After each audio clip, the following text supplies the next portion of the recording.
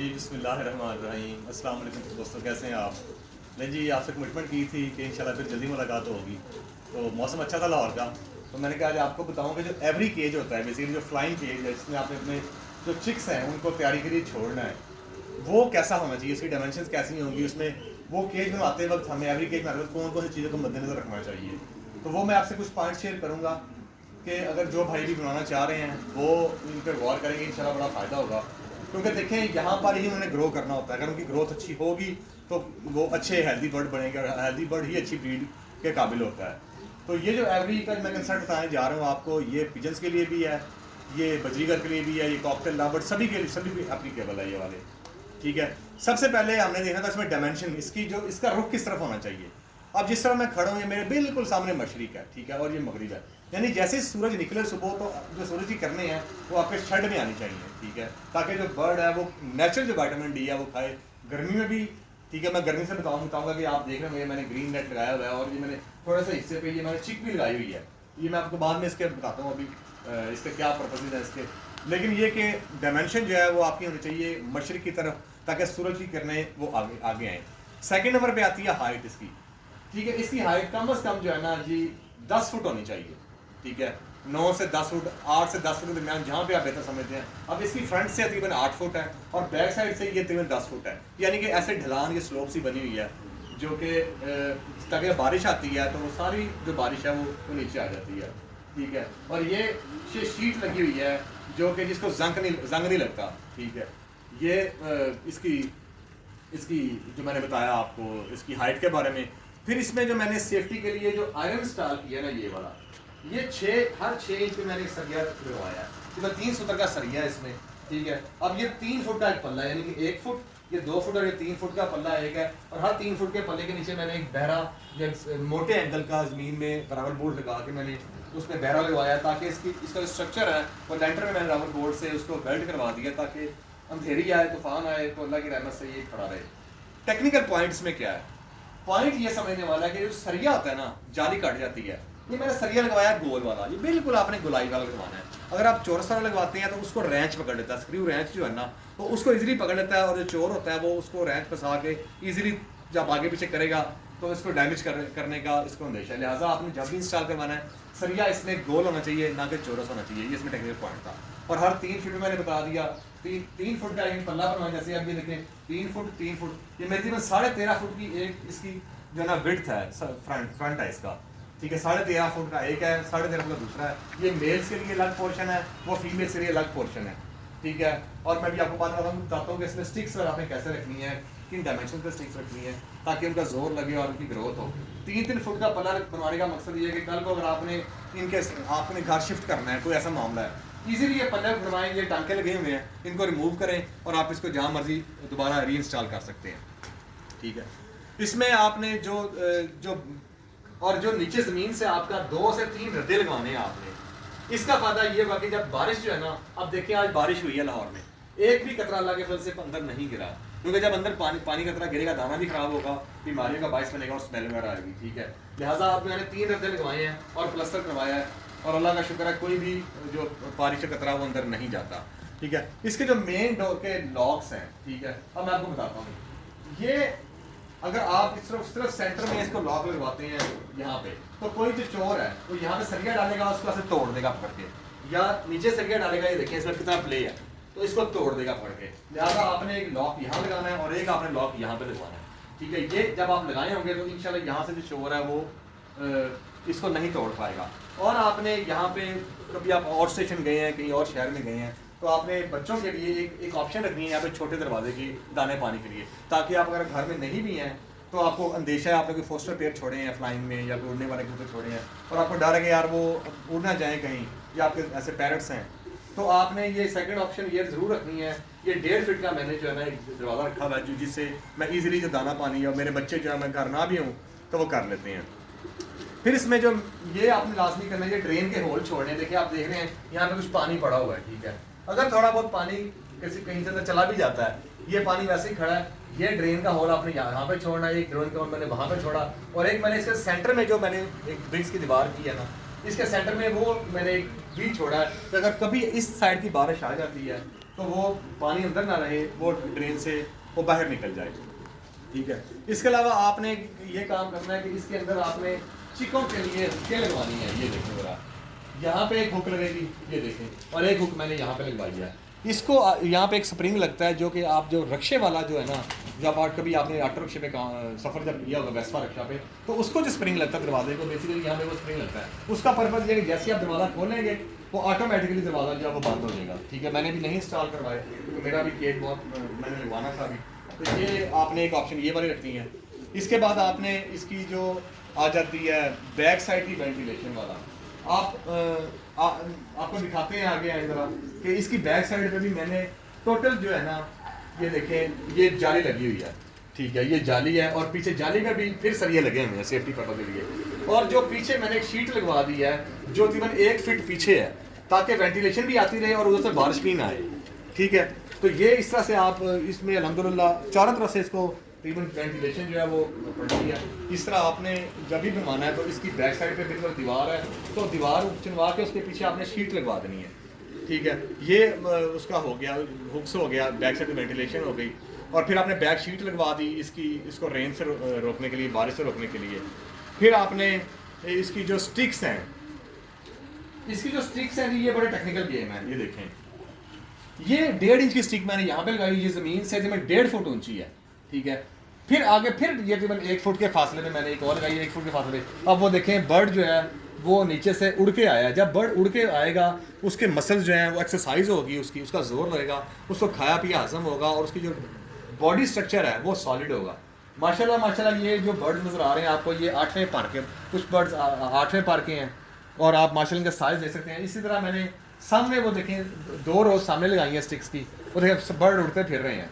ठीक है, और सारा दिन वो ऐसे फ्लाइंग करता है। अब देखें, ये बर्ड उड़ के यहाँ से गया है, 3 स्टिक्स मैंने यहाँ पे लगाई है, यहाँ से इतनी बड़ी स्टिक लगाई है यहाँ पे, फिर एक मैंने तीसरी स्टिक यहाँ पे ये ऊंची लगा दी। देखिए यहाँ भी बर्ड आपको नजर आएंगे बैठे हुए, यानी कि बर्ड का यहाँ से उड़ता है, इधर आता है, यहाँ से उड़ के उधर जाता है। जब उड़ के यहाँ से जाते हैं तो उनका जोर लगता है, जब जोर लगता है, ठीक है, तो बर्ड, वो देखें बर्ड का स्ट्रक्चर जो है वो बेहतर होता है, उनका खाया पिया लगता है। उनको लोग कहते हैं जी हमारे बर्ड जो हैं, कुछ लोगों को ये मिथ है कि जी हमने छोटे केज में रखना है। तो भाई छोटे केज का ये नहीं कि ये केज बर्ड्स हैं तो आपने छोटे, इसको जितनी फ्लाइंग देंगे ब्रीडिंग से पहले ये उतना ही। अब तो वैसे भी रेस्ट सीजन चल रहा है, इसमें मेरे 1-2 पीस ब्रीडर हैं, बाकी मेरे सारे जो पट्टे वो तैयार हो रहे हैं। ब्रीडिंग जो रेस्ट सीजन में भी आप मेल्स और फीमेल्स जो सेपरेट कर सकते हैं। ठीक है, इसके अलावा आपने इसकी बैक साइड पर रावल बोल्ट आपने फिक्स करने हैं, जो बैक, ताकि जब बारिश अंधेरी तूफान आए तो वो पीछे जो स्ट्रक्चर लगा वो भी रावल बोल्ट से वो उनकी ग्रिप हुई हो, ताकि वो उखड़ ना जाए वो। अच्छा, इसमें इसकी जो टॉप रूफ है, इसको आपने इसकी स्लोप का ध्यान रखना है। इसकी स्लोप जो है वो कोशिश करें अपने घर ही हो, ना कि वो कुछ लोग ऐसे बना देते हैं। ठीक है, वो भी मुनासिब नहीं है, वो नेबर से पानी जाएगा वो भी इतराज़ करेंगे। तो कोशिश करनी चाहिए कि जो स्लोप है वो आपकी अपनी छत पे रहे, ताकि कोई इसमें इतराज़ भी ना करे। इसमें मैंने सर्दी गर्मी से बचाव के लिए 2 इंच की थर्मोकोल शीट जो है वो, अगर आपको दिखा सकें, ये ऊपर 2 इंच की थर्मोकोल शीट लगी हुई है हाई डेंसिटी की। इससे अल्हम्दुलिल्लाह जितनी मर्जी गर्मी हो, अल्लाह के फजल से हीट नीचे नहीं आती।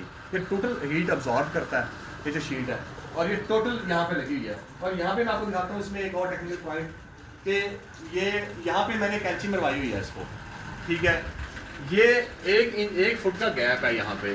ठीक है, वो ऊपर देख लें ऐसे है और ये नीचे ऐसे आ रहा है, यहाँ पे वेंटिलेशन है। ठीक है, तो जो वेंटिलेशन है बेसिकली ये इससे ये होता है कि जो वो घुटन हुई होती है ना, हबस्सा है बना, जो गर्म हवा होती है वो इसमें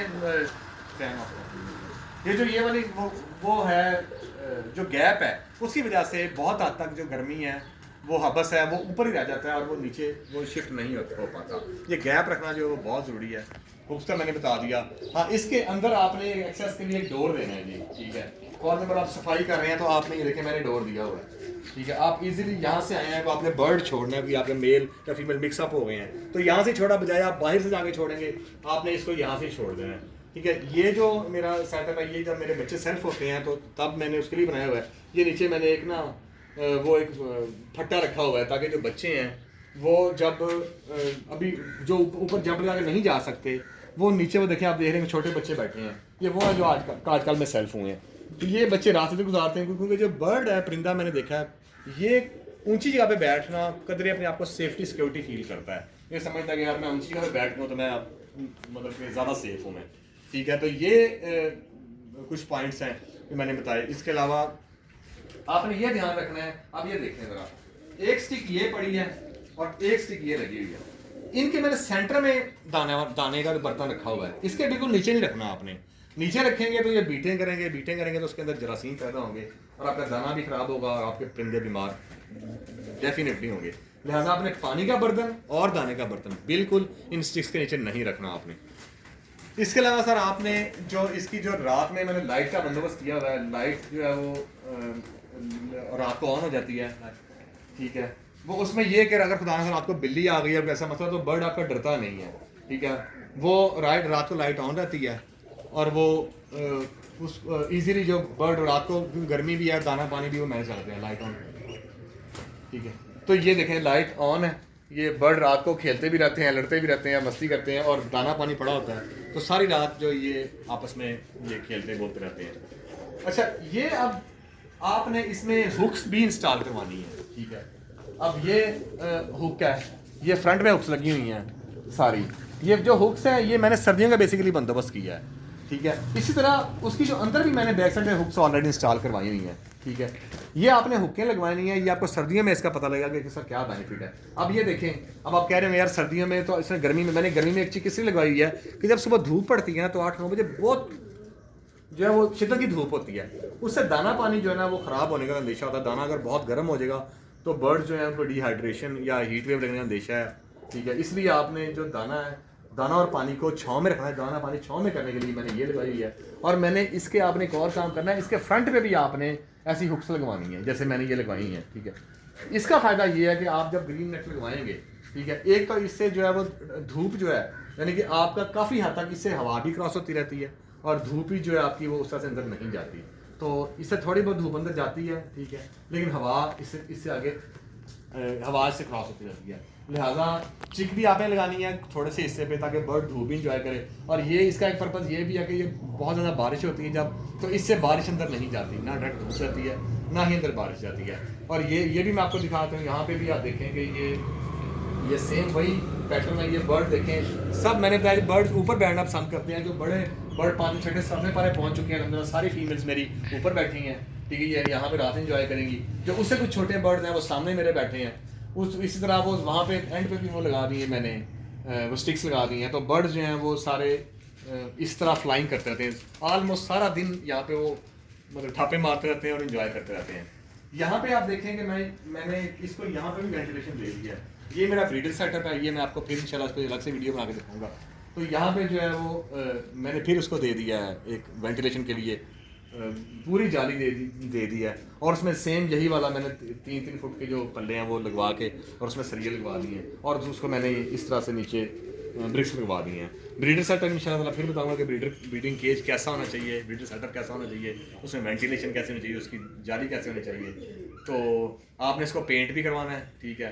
तो देखें हमारा कुछ एक अलमिया ये है कि हमारा अलमिया ये कि हम लोग लाखों रुपये बर्ड्स पे तो लगा देते हैं, लेकिन हम लोग केज पे बिल्कुल उतनी तवज्जो नहीं देते जितनी देनी चाहिए। हालांकि केज जो है मैं समझता हूँ ये पहली जो है ना हमारी बेसिक है। अगर हमारा केज अच्छा नहीं है, वो हमारा बर्ड्स में सेफ और सिक्योर नहीं है, तो भाई हमारे जो बर्ड्स हैं वो मतलब कि ना उतने उसमें हेल्दी रहेंगे ना उसमें सिक्योर रहेंगे। तो केज जो है भाई अपने केज पे मेहनत करें, ठीक है। जो मैंने पॉइंट्स बताए हैं उसको उनको फॉलो करें। ये मैंने समझ लें बड़े सालों की अल्हम्दुलिल्लाह मेहनत के बाद ये चीज़ें सीखी हैं मार खा खा के यार ये केज कैसा होना चाहिए, ठीक है। कुछ लिटरेचर पढ़ा और बाकी शेड्स विजिट किए जो फॉरनर्स के बहुत ज़्यादा ऑनलाइन, तो उसके बाद ये चीज़ें पॉइंट्स नोट करने के बाद जो है मैं वो आपको उनके जो क्रक्स है उसके मैं शेयर कर रहा हूँ। उम्मीद है आपको वीडियो पसंद आई होगी। अगर अभी तक आपने हमारा चैनल सब्सक्राइब नहीं किया तो आपसे रिक्वेस्ट है कि प्लीज़ हमारा चैनल सब्सक्राइब करें और इस इन्फॉर्मेशन को सदका जारिया समझते हुए शेयर करें ताकि जो इन्फॉर्मेशन हमने आपको पता लग गई है, ठीक है ना, ये आप आगे फैलाएँ। और इंशाल्लाह ताला आने वाले दिनों में मज़ीद वीडियोस बनाऊंगा मैं। तो तब तक के लिए इजाज़त जी। अल्लाह ताला हम सब के जान माल इज़्ज़त आबरू ईमान की हिफाज़त फरमाए। अस्सलामु अलैकुम वरहमतुल्लाहि वबरकातुहू।